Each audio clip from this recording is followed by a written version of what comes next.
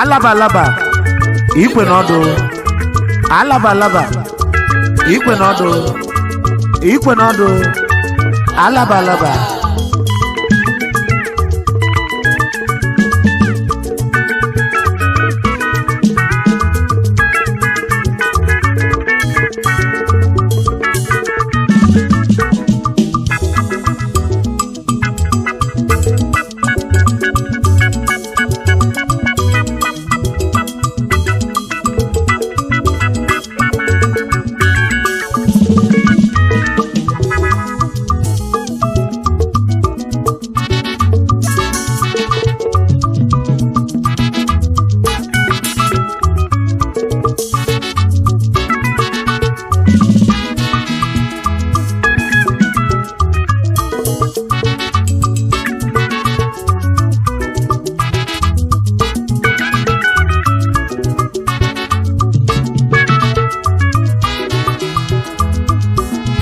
Greetings to all members and executives of Alaba Friends Funds Club, Bamako, Mali, in West Africa. Ondoka dilema. Andi ne mwezi obiangule keji malani. Unkwa.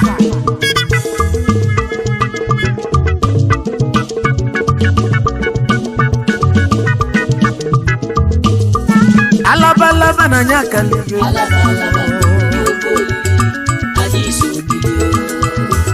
Lezenu na chuku kodanya. Anguli kanyi. Ofobi kanyi.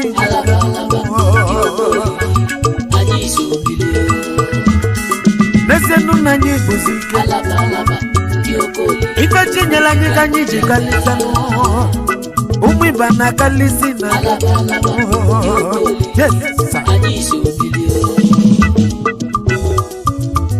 Alaba, Diokoli, Ufobi Ganyaga.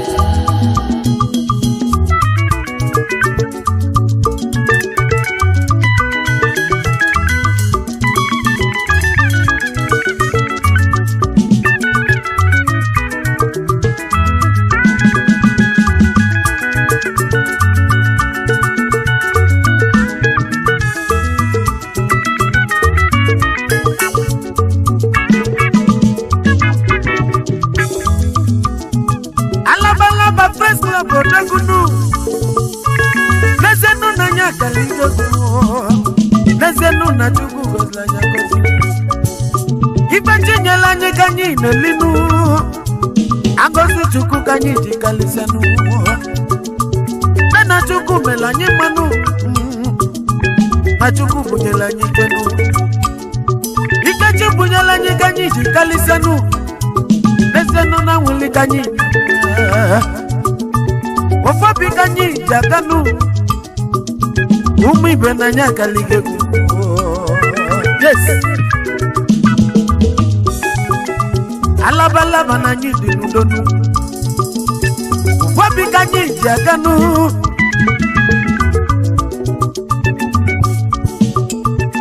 Wane bunanu wani enu. Makonye bulu wani enu no burodogu. Onye bulu wani enu tola tonu. Nezenu na wuli kanyi nenu. Wabia chakanyi jikalisanu. Obulu maka ginu. Ebuda dinu kanguli na dinu. Eba nguli di koko lili na dinu. Wako lili kanyi jikalisanu. Alaba yoma. Nezena ya kalivyo. Alaba yokoli. Anisu bilio. Alaba malikani. Alaba yokoli. Ufobi kanyi jaga. Nezenu na Bamako nukanyi. Alaba yokoli. Adeji malobo dagonu. Umwi bane kuzina. Alaba yokoli. Ufobi kanyi jaga. Nezenu na ndiwe guno. Alaba yokoli. Anisu bilio. Nandi okolili kanyi kalisia. Nandi okolili ufobi kanyi jaga.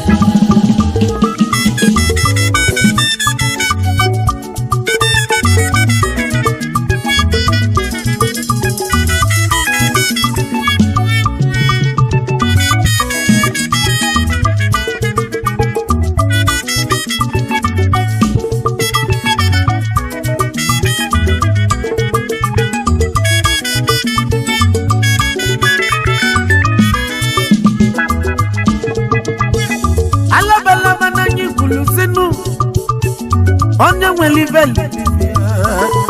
n'ezenu na nwụ na-abịa onye mazi mgba ga-abụnụ onye kpatara ego n'ibe gị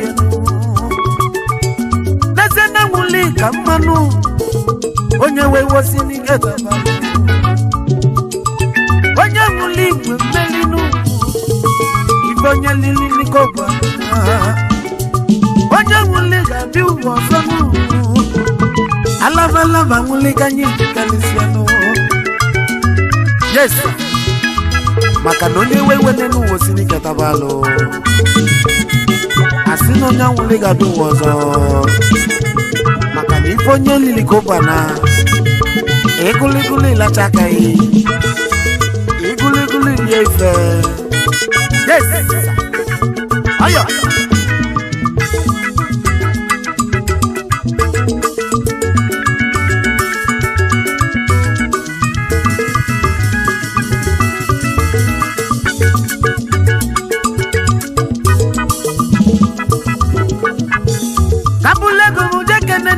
Kalisanu na laba manu Mr. Eze Ojukwu CEO Source Metal Service Sir Bamako Mali West Africa Ebu Presido Alaba Friends Cross Club Bamako Mali West Africa Kakeneze nu loli yanu Hello, Mrs. Favor Eze Ojukwu. Ondi obowo nunu lusanu. Obowo ni Imo State. Eba fonu kunu sibia. Anyi sino kabilu numa o. Kambulegu mujezi ekenenu. Chief Kennedy Aka, CEO, Aka Group of Companies, Worldwide, Patron, G7 Friends Club, and Bamako Mali, West Africa. Patron, Alaba Friends Fun Club, Bamako Mali. Patron, United Brethren of Enugu State and Ebonyi State. Family meeting in Bamako Mali. Patron of all patrons in Bamako Mali. Yesibonya Mata Village, Umbo, in Ogu Local Government, Enugu State. Udogu Nogabali yo.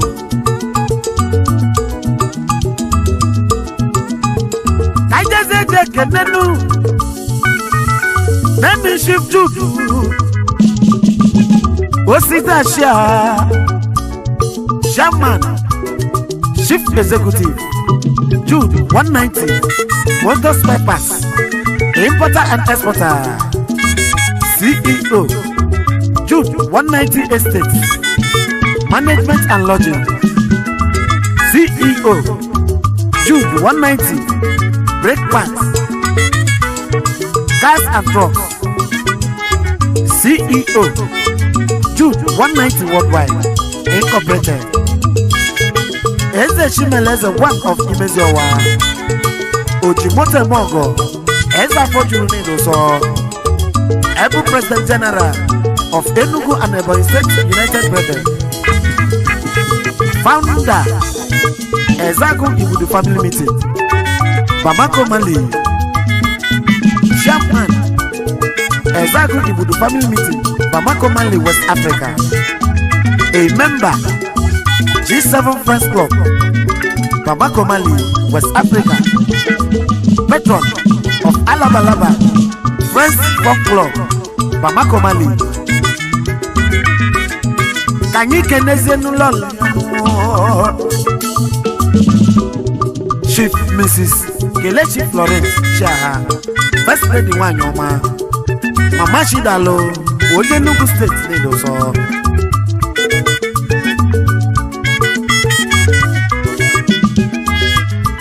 Taibuzele Oje Zeke,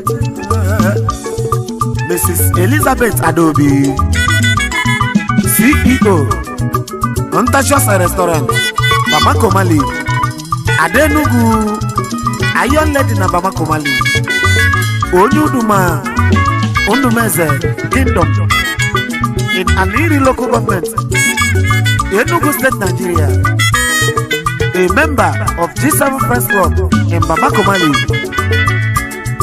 a member and financial secretary of Alaba International Press Club, Bamako Mali, West Africa. Kanyibulegu wejezeke. Ezewanyi, Mrs. Felicia Ekutos Asegu, CEO of International Fancy Store in Bamako Mali. No sweat, no sweet. Adokita na Bamako Mali Nido so. Lolo na Bamako Mali, West Africa. A member of Anambra Gade Ndibo Progressive Union in Bamako Mali, a member G7 Friends Club in Bamako Mali, West Africa, a member and treasurer Alaba Friends Club in Bamako Mali, Ezibonu for Okija, Anambra State, Nigeria. Kapuzele gumu weje kendenu, lezeno mama wanyo dokunu, Mrs. Sandy Bush. Sandy Bush Odogu Wanyini said, an international businesswoman.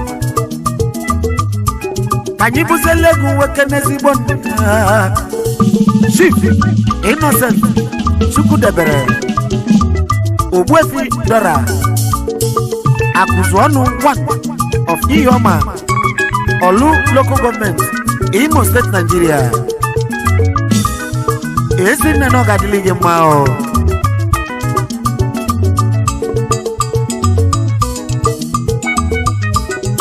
Kanyibule kuwesu benu. Odogo maro gadili manu. Mr. Tochuku Michael Odogu, the Bishop of Bamako Mali, a member of Alaba Friends Club in Bamako Mali, West Africa. On a Blue Diamond Friends Club, Bamako Mali, West Africa. No competition in destiny. Akala Kemron Fisher, Magic Finger ni Kemnano, Anambra State, CEO, Nikimo Global Ventures. Esibonya Anambra State, Nigeria needs so. Alaba International. Umwi Bonangiso na Kalisia. And the Cindy will leave a bumbo. Badabala gono na swagunu. Alaba na jiso.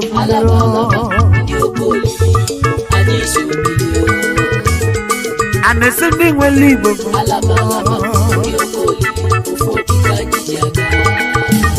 Mejazenu na jiso na kalisa.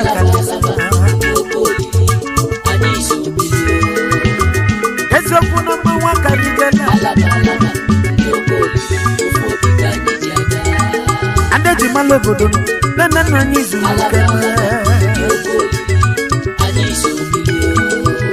Ifanyi bululu kanyi Ifanyi melu kanyi nekunu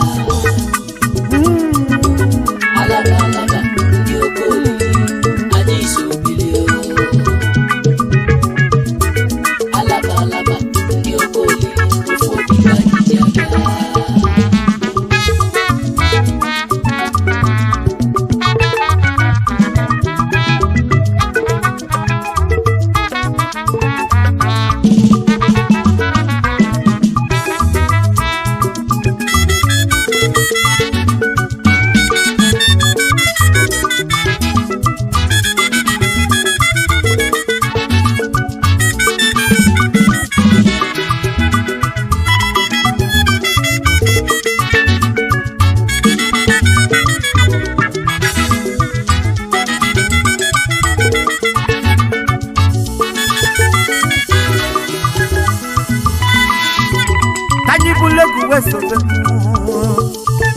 Mr. Emmanuel Chinedu Imosu aka Django CEO Jangolo International Dealers of Foodstuff, a member of Alaba Friends Sports Club, Bamako, Mali, West Africa. Asanyi Kenelo Liano, Mrs. Samat Imosu, Onyambieri in Umujam in Umbitolu local government, Imo State, Nigeria. As a one you know, Gadlema.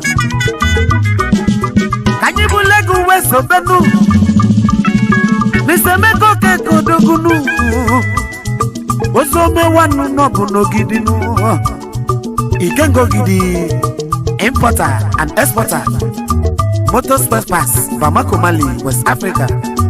Odoguni Sonala Balaba, Friends Sports Club, Bamako, Mali, West Africa. Ezibonyo Gidi Nanambra State, Nogabale. Odogun Wani said, yes. Kabulegumu wejeke no dogu. Dogo wejibula nefinu. Anyamani duso. Mr. Emmanuel Ugweke, aka Emango, CEO, Emmanuel Concept PLC, a member of Cruz Brothers Social Club, Casablanca, Morocco. A member of Alaba Friends Folk Club, Bamako, Mali, in West Africa. Kake Nezi Bolaliano, Ugolimalo Bidia, Chief Mrs. Blessing, Emmanuel, aka Godi, Onyango, Nudi local government in Enugu State, Nigeria. Nogabali, as the one Gabaniru Nego so. Can you just then wager Mr. Iwunze Uche Nelson Uche Baye Nadaka Saniga Yenyudo Kama Udogu Nadaka Saniga Nido so Eda Umumbieri Nadaka Saniga Azwake Mwa Wat Nadaka Saniga, an international music promoter, a founder and member of Dakar Pioneers in Dakar, Senegal, a member of Alaba Friends Sports Club in Bamako, Mali, West Africa, a member of Imo Progressive Community in Bamako, Mali, West Africa. Ezibonya Chibiri, Ambitoli local government, Imo State. Kanyibuzelegu Wekenelon, Nolo Mrs. Iwunze Mary Blessing Ogadema Moko. Eze one you do kama Omalisha one Nogabale, Ele Ubo Dalolo. Kanyibuzelegu Keneze one Miss Jennifer Idu from Ndokwa East local government, Delta State. Osisa Umudia Quarters, Osisa, CEO of Posh Hairdressing and Makeup, a member of Alaba Friends Folk Club in Bamako, Mali, West Africa. Taibuzelebu Wajesobe Ezawanye Miss Florence Ode from Umodo Local Government Council, Igeduma, Edo State, Nigeria, an international businesswoman, a member of G7 Friends Club in Bamako, Mali, West Africa, a member of Alaba Friends Folk Club in Bamako, Mali, West Africa. Can you get the same Odagunu? The same Mr. Chikosienu? Mamuchani. Nezenu na muchale ya muchanu Pepe Bamako, Mali Onyu mwapara Abisem Umwabase in Imo State, Nigeria, importer and exporter in Bamako, Mali, a member of Alaba Friends Folk Club in Bamako, Mali, West Africa. Can you Weje Mr. Sunday Eya Meyaria Bamako Mali. Yes, Bonya on this ogo in that or not local government, Imo State, Nigeria. A businessman, importer and exporter in Bamako Mali, West Africa. A member of Alaba Friends for Club in Bamako Mali, West Africa. Can you just say Mr. Obiora Christian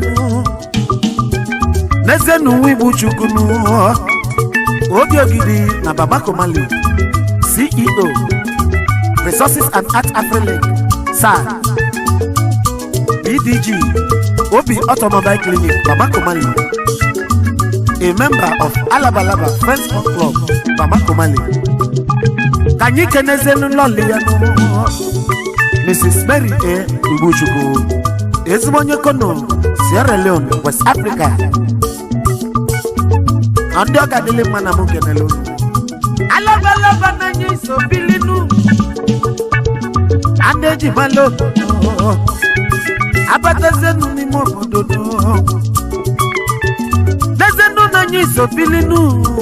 Alaba nanya kalige. Alaba ni okoli. Anyi so bilinu. Ifa chenye lanyi kanyi. Alaba ni okoli. Ufo kanyi jaga. Nezenu nanyi nenezezindu. Alaba ni okoli. Anyi so bilinu. Asino nyoli gadu. Alaba ni okoli. Ufo kanyi jaga. Onya muliza zeno. Alaba ni okoli. Onya wewa chenye babalunu. Ipa chenye lanyi kanyi jigala.